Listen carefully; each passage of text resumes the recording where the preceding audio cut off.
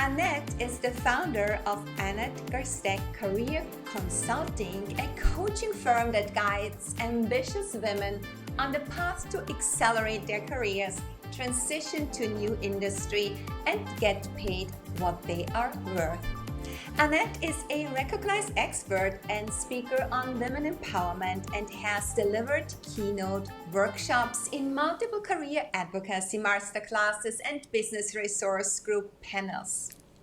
She is a certified senior professional career coach and a certified Lean in Circle leader, an initiative of the Sheryl Sandberg and Dave Goldberg Family Foundation. For the past 20 years, Annette has developed top leaders at some of the world's most prestigious companies, such as Cleveland Clinic, FedEx, and Jo-Ann Fabrics. I warmly welcome Annette Garsteck. Welcome to BrandsTalk. I'm so excited to be here, Bridget. Thank you. Yeah, I'm also excited to have you as my guest today to shine a spotlight on job seekers who try to land their dream job. And you are helping them in your pursuit as being a coach, because there are many job seekers out there that think that branding is something that only applies to businesses, but actually we know branding, and in specific personal branding, is how we want to be perceived by others. So in the case of a job seeker, being perceived by the hiring company in a certain way, and it's very often a make or break for getting or for landing that job. So how do you bring awareness to your client that is about branding, about their personal brand's unique blend of skills and the capabilities we have, the know-how, the expertise, and the personality they bring to the table? So it's really about what they communicate to them to outshine the competition and land that job. And isn't it really like about telling a story? So telling stories, is that what makes a lasting impression of us? So how do you see that? Yes, I do. I see personal branding, especially for job seekers, as an evolving story, a story that they can clearly communicate to the recruiter, to the hiring manager, a story that is visible possibly before they've ever even talked to somebody. So a brand, their story is visible on LinkedIn. It's on their resume. It's their professional email address. It's their profile picture on their LinkedIn accounts. So it's all these different subtle ways that they communicate who they are and the value that they'll bring to your organization. And I don't cover it specifically as branding during my coaching, Bridget. I talk to them about their value, their stories, because a job seeker is full of anxiety that they're not good enough, that they're not going to get back to work fast enough, that they're never going to be able to leave this toxic environment they're stuck in. And so I don't want to add this level of, oh gosh, now I have to learn personal branding. So I infuse it throughout my process and help guide them to a better picture, a better profile story, a better resume, and then how to tell their story when they actually meet with someone and either interview or are in conversations over messenger or text.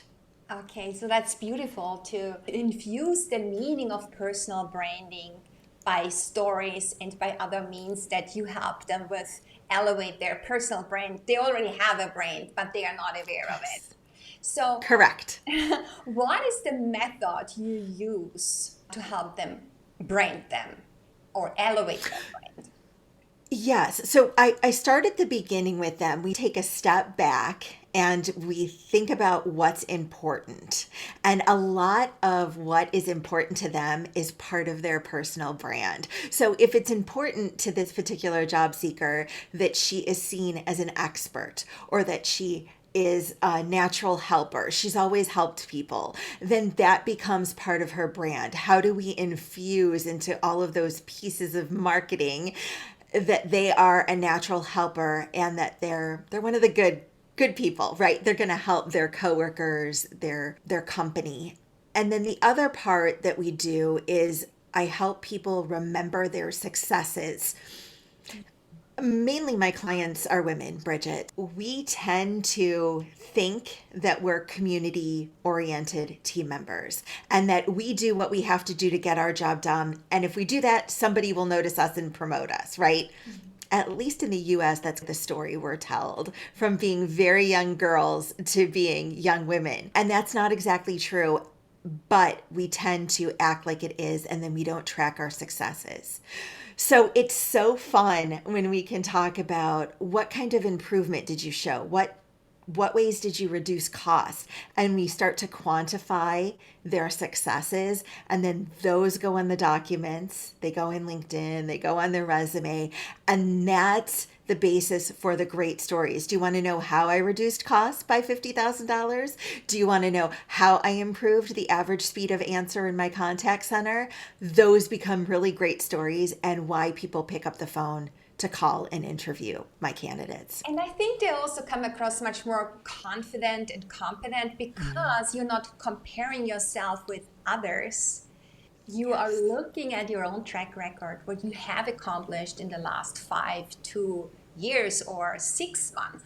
And that helps you to come across in a completely different way. When it comes to energy, you are much more motivating, inspiring. Yeah, you come across much more competent, right? Absolutely. So how can we, because you said you are helping them become visible before they even talk. So Yes. how can we improve, let's say, our LinkedIn profile? Because a lot of job hunters or companies that are hiring are going nowadays on LinkedIn. So how can we present ourselves in the best possible way? LinkedIn is a tool, just as email is a tool, just as your smartphone is a tool. So it's very helpful to, first of all, view it that way. And second of all, showcase who you are. So let's not hide behind, I don't show my profile picture until I'm connected to someone, or I'm not going to display my last name. So my first tip is open it up. Don't hide and be there, be loud. And then the second part is to have a complete profile. Start with your picture, start with the background banner, start with an engaging headline, and then talk about who you are and what you've done. And don't be afraid to showcase that you've won an award or where you got your education at. Or some women tend to be embarrassed that they haven't finished their degree yet. That's okay. Put down there that you've started your education and you're still pursuing it, because that shows that you're a continuous learner and you're always interested in proving yourself. So be there and have it open, and don't hide behind it, is my first tip for LinkedIn. And then the second part is to use it as a tool.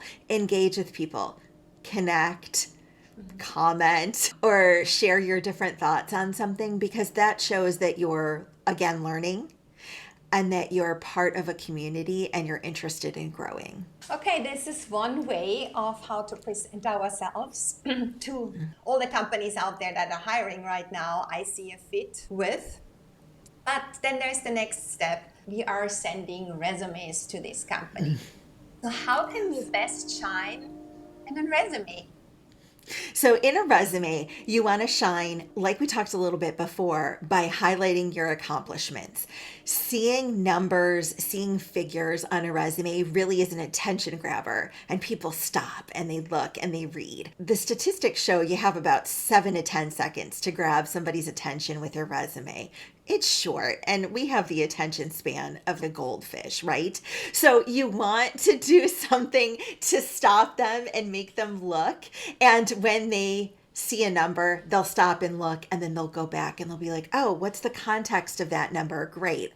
Let me call this person. Let me get her on the phone. Okay, I love the expression having an attention span like a goldfish. Seriously, they might actually have a longer attention span than humans right now. But I think it's more about really being short, precise, and to the point. with the right That's keywords. correct. So what are some Yes, words that that's it. we shall use? So you want to use words. It's easy for you and I to think that we would want to use words that describe us or describe the person that is the job seeker. But you actually want to use the words that are in the job description you're applying for. If they talk about somebody that has a project manager focus or a project manager mindset, those words need to get into your resume. The job description that your hiring company or your future hiring company has put out, you know what that is? It's a wish list. It's a wish list for their ideal candidate. And you want to reflect that you have everything that they wish for. And so you want to include those keywords in your resume. Okay, so we have included all the wish words in the resume. We are chosen and we are invited for an interview. So Hey, how does the job interview play into branding and how does that help me to land the job? What can I do in an interview? yeah, the interview is you're like halfway there. Once you've gotten the interview, once you're in front of someone, you're definitely on your way. So you want to do a couple of things. You want to be your best you in an interview. You want to be prepared so that you're not feeling anxious or nervous. And then you want it to be a conversation. So you don't want to feel like you're being interrogated by the interviewer, and you don't want to interrogate the interview with like this list of 30 things you want to know about this ideal job and company. And then being prepared is your key because it allows you to have that conversational flow. It's great because you can then say, oh, yeah, let me tell you about this time when I did XYZ. Let me tell you the specifics and then let me tell you the outcome. So if you have your stories rehearsed and prepared, then you just come across as you and not some nervous job seeker that is so desperate to get this job, she'll do just about anything. Yeah, so preparation is the key here as well. Yeah. Yes. All right, Annette. Annette in German language, Annette in English Love language. it. So I would like to talk a little bit about you and your personal brand. And I would like to know from you why you have started your business. You started Annette Garsteck in 2017, what I remember. Yes. Yeah, so why did you start your business? What was the intention? And what is your big why with that big business? Sure. My big why is to help the women that used to work for me in corporate America. So that's always my intention, helping those women that thought they weren't enough, that were sure that there was some reason they couldn't be successful and move forward, and give them the confidence to find what they really hope for and wish for, and not just to stay stuck in a job because they've been there for 10 years. And I have casually helped friends and family for years interview prep, work on new resumes. And it was my husband that encouraged me to hang my shingle and start a business and try to formally help women do what I had been doing informally for years. Yeah, sometimes we need others to see our strength and where our purpose is in life in order to like, okay, actually this is it. That's what I'm here for, how I can best serve in my life, in this life, and where Yes. I can leave a legacy. So Correct. yeah, so the journey from being an employee to become an entrepreneur, how easy or how difficult was it for you to start your business? So the year I left corporate America, I ended up consulting the following year for somebody that I had built a business relationship with. And that gave me the confidence to see that there was a need for companies. There was a need to fulfill a special role when companies didn't want to hire for it. Just to be paid for your knowledge, which I had never considered before. I always thought getting paid for my knowledge meant I should get a new 9 to 5. And that had worked for me for 20 years. So it was a different mindset. And then I think the hardest part of the journey for me, Bridget, is just figuring out how to communicate who I am, my value, and how I can help people. And that's been a longer journey because I tried different things on. I didn't like them. They weren't quite right. And then I had to try and find something new. And I finally feel like I've done that now. Only 5 years later, I feel comfortable that I can communicate how I can help you and how you and I can work together. That's beautiful. Yeah, so you also say your mission is to break down the biases and barriers that hold our income. So here we talk about women empowerment and us as women. So we hold our income hostage to this gender gap. So how can we turn that around? How can we use that, or how can we resolve the problem? Let's say it like that. Is it become Right. allies? Is it to collaborate rather than compete as women? I'm sure there's a lot of women out there that also feel alone in their career endeavors. So how can we do that? Do you have any advice?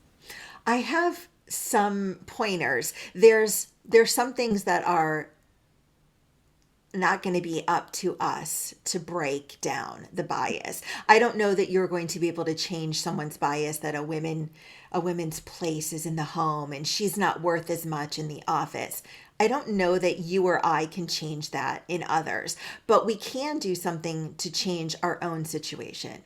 So I would say I'll give 3 tips. So the first tip is to talk about the money. There's no there's no medal earned for keeping your salary secret. Talk with your cohorts. What are they paid? What is their salary for this particular role? Do your research to find out what the value is in the marketplace. LinkedIn has an awesome salary calculator. So you just go linkedin.com/salary. And then what LinkedIn does is they show you jobs that are, and what they're paying currently. And then here in the US, Colorado, California, and New York now publish job salary ranges on open positions. So it's a good idea to go check your worth in one of those 3 states to see what it is. And then the other thing that you can do to break down that bias and get your gender gap or your gender pay gap a little bit shorter than it was is to negotiate. And how do you negotiate is that you don't accept that first offer that's given to you for a new role. Listen, if a company rescinds an offer because you negotiated, you don't want to work for them. They're showing they're showing you who they are, and that's not what you want to do. And then the second part of negotiating is you want to negotiate in your performance review or your annual review. Don't just settle for that 3 to 5% merit increase. Show your accomplishments and negotiate. And then the third part of negotiating is don't sit in that same role for 10 years. The research shows that there's compensation compression after you stay in a role for more than 2 years. So keep moving, keep progressing, and negotiate. And those 3 tips should help you personally. And then if you teach those 3 tips to somebody else, then you're going to help them. And this can be a ripple effect so that we're not in competition with each other. Women can actually help each other. We can collaborate, we can calibrate where we're at, and we can push each other to do better and do more for ourselves. So thank you for the advice that you just gave for how that we get paid what we actually worth, because I think there's a lot of women out there, myself included, I was the same, struggling with self-worth, dimming our lights and feeling we do not deserve it even though we deserve it. So Yes. we have like upfront, before we can go into such a negotiation at all and demand what we are worth, how can we push through such limitations we put on ourselves?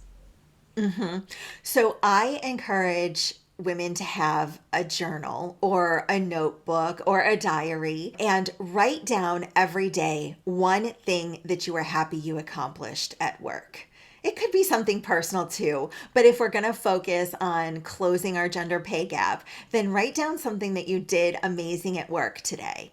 And then a couple weeks after you've written it down, I want you to go back and I want you to quantify it. So I had a really good day at my call center job today. I took 45 calls. And then once you have some time that passes, when I go back, I could be like, oh, I remember that day. I specifically helped this customer do this, or I specifically helped this particular salesperson make this sale, or I answered those 45 calls in less than 60 seconds. My average speed of answer was high. As you can tell, Bridget, I came from a contact center background, but quantifying those things will help you. So if you have 20 days a month where you have written something down good, and then 20 days a month where you can quantify it, then when it comes time for that raise negotiation, you can say, look at my numbers. This is what I've accomplished. I've made this sort of impact. I've touched 45 times 20 customers a day. That's a big deal of people you've made an impact on. And your supervisor, your manager will be like, wow, that's a big deal. And then it will help them see what you're worth. I often was able to work with the numbers and the pay scale that I was offering people, and I was able to move money around to find extra percent or two for those people that were doing the best job for the department and for the company. Wow, this is great because I also see that when you're doing such a journaling about what you did great over these many days, you also generate a lot of different stories you can tell. Yes. That's something that And then when it's time to interview, you're ready to go. You've got this great idea. And that's part of this special project that I'm working on. Bridget, I haven't really told a ton of people, but I'm working on writing a book that teaches women how to do these practices that help set you up for success in your career without it being overwhelming or you thinking and spinning for a whole weekend. I don't want to update my resume. I don't remember what I did. If it becomes a habit and we do it for ourselves every single day, then those sort of self-doubts and ways in which we talk to ourselves that aren't friendly will go away, and we'll know how amazing we are because we've already told ourselves every single day last week how amazing we are. So do you already have a launch date for your book? Okay, so my goal is to launch on my birthday, which is next year. So January 28th next year, that's when I plan to have everything done and launch. Hey, I would love to read this book and we need to promote it. It sounds good. Good. Yeah, you also guide women on their path, not only out of their current job, but maybe also into different or into another or new industry.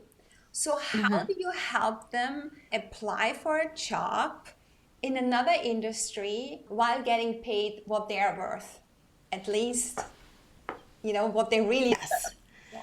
What they desire, right. So this is part of my favorite part of my job is working with women to help them understand that they've developed a skill or a competency and that it's valuable in another industry. So if you're on LinkedIn for any longer than 5 seconds lately, you will see that teachers want out of the classroom. They love their students, they love the children that they teach, but all of the other industry stuff has been really hard on them, especially the last 2 years. So let's use a teacher as an example. A teacher is probably one of the best wranglers of people, right? Have you seen better people management than in teachers? No. No, you haven't.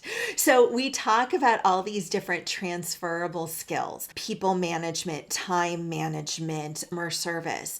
Teachers have to talk to people above them, their administrators, the board of directors, and yet they have to somehow manage this little 6-year-old that doesn't want to color when everybody else is coloring. So I help people think about what they do in their current job, and then how does that translate to their next job? And the super fun part is finding new roles that interest them and then writing the transitioning resume and talking about the skill they possess in a way, like we talked about before, that's the wish list of their future company and their future job. So it's just realizing what you already do and how good you are at it, and then translating it into the new language of the new industry that you want to pursue. Sounds awesome. Thank you so much. Annette, you are living in your sweet spot. You are a thought leader and you are definitely a personal brand. So, what is that singular thing that makes you unique in this space of career coaches? Why should someone come to you and not go to anyone else? What is so particular about you? I think what's particular or different about me is that I've been there before. So I started my career as a temporary. I didn't even work for the big Fortune 50 company. I just worked at their building for almost 2 years before someone noticed my value and then asked me to apply. So I have been there where I didn't know what I was worth. I didn't know what I wanted to do. And I took myself from that place to eventually be the manager of a whole department and working on big projects that were enterprise wide. So if you want somebody that knows how it feels, then I'd love, love, love to work with you. And I also have some big sister tendencies, Bridget. So I will definitely guard you and protect you if that's called for, if we need that. Great, thank you so much. And do you have any helpful advice now for those job seekers, especially the women job seekers? Advice that they can take action now to become their best version, to convey their personal brand, yeah, to convey their stories they need to tell to win their dream job. Do you think that one action you can take right now, today, is to call on somebody that's been influential in your life and tell them what you desire, tell them what you're seeking? If you can do it today and then do it tomorrow and then do it the next day, the best opportunities, the best matches are when somebody that already knows how wonderful you are tells somebody else that needs somebody wonderful in their life about you. And that's where you feel the most fulfilled. So don't be afraid to just conduct a job search online and apply for 300 jobs on LinkedIn. Get talking to people, and especially somebody that loves you already, and they will help you find your next opportunity. Great. Good. Annette, are you willing to are you willing to share any experience that was a major learning for you? A detour that was significant in the way it shaped you and maybe still shapes you today. So is there anything you would love to talk about that might be helpful for our audience? I will. I'll tell the story about a major bias that I was dealing with in the workplace, and actually one of the most profound experiences that caused me to leave corporate America. I had this spectacular boss, Bridget. She was amazing. And her boss was fairly new to the organization and was hard to get to know. So she was new. Nobody knew her very well. And so she called my boss, her direct report, and me into the same meeting. And by the end of that meeting, she had my boss and I, who were perfectly aligned at all times, turned against each other. And I walked out of that meeting like, how could my boss throw me under the bus? But the reality is that somebody else's influence had done that. And so when I took a step back, I was mad. I was so mad. But I stopped and I took a step back. And about 3 days later, I'm like, we can't let this woman do this to us. And she is a classic queen bee. So if you have not read Sheryl Sandberg's book, Lean In, you need to. specifically to learn about the queen bee. So the queen bee is this woman, and I think we talked about her before, Bridget, but she doesn't think her place is preserved unless she keeps other women down. And so if you work for somebody like that, or you think that you work for somebody like that, now is the time to figure out if you're going to try and reverse the damaging personality that that person has in your world, or if you're going to opt out and go somewhere else with a better culture. I chose to opt out because I could tell that this queen bee was so strong that it wasn't going to be a place that I could grow and thrive and move my team full of women forward. So it was a huge moment for me, and I still have a good relationship with the woman that was my direct boss, and that queen bee is still in place and making an impact, we'll say, at that place of business, but maybe not the impact that is so helpful for her team members. Thanks for sharing that experience with us. That helps also a lot of people in such a situation how to deal with it and how to go forward with that. Yes. Good. Are there any final thoughts on this particular, like either job seeking or pivoting into other industries? Is there any final thought that you would like to share with us? I would like to remind people that you already are enough. You're already a great worker, a great employee, a great friend, a great colleague. So don't lose confidence in what you have to offer. You're just in a transition. You're in a weird position right now where things don't feel as certain. And that's okay, because out of that, you will grow and you will find something even better. And so know that you're worth finding something even better. I love that. Thank you so much. That's so inspiring. Welcome. All right. So before we wrap up our live show, I would like to do a game with you. I would like to do some rapid fire terms. I will throw out a term and you hopefully answer something top of mind. Are you ready? Okay. I hope I'm ready. I'm ready. Oh, I'm sure you're ready. Okay. Story. Personal brand. Success. Achievable for everyone. Self-worth. Self-belief. Women empowerment. Strength in numbers. Okay.